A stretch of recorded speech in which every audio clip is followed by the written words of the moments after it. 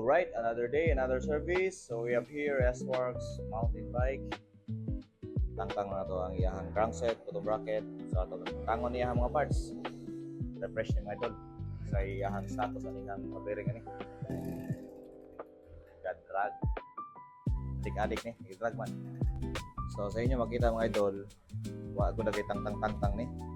You know, tuwik na ko, pero wala niluag diya ha. Ako nito yung kon.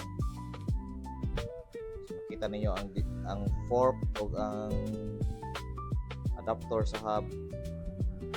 Distansya na ako sarado, ako close. Bugtan, luwagan. Pero dire ka steady ra. So meaning kaungot ang yang axle dire.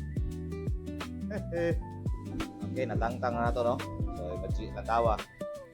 Kani siya napita dire na siya ni ungot. So karon palos na. Okay. Yung free hub, body bearing so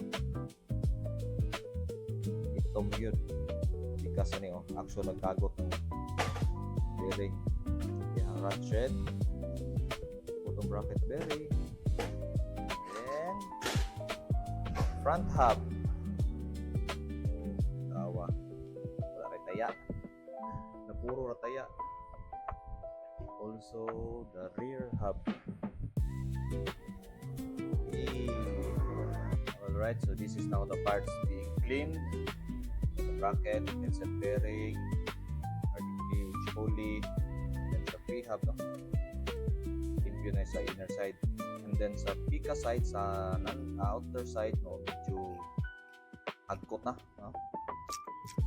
Kaya tingog. So, inyo makita mga idol, no? Wait. Ililisan na gyuning iyahang sa ka-side nga bearing kino iyahang shell sa ball bearing nagupok na lahi na siya o tinuyukan kakagot na mga idol suwa na nagdubok na ning murag duha ka bearing digani kupara ni man kani o ganing lahi no so ilisa na to siya sa pika side smooth na kayo.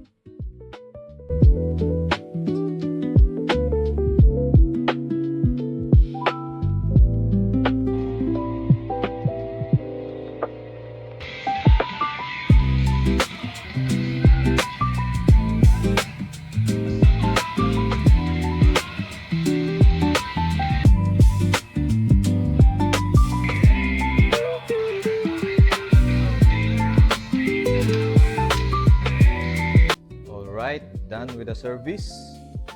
Look at this mga idol. Sinaw na po no? We're na po brand new. Ready for pickup. Sakan po rin mga bukid, mga dagot ani mga idol. The goats! Patag na sa puhagan. Thank you.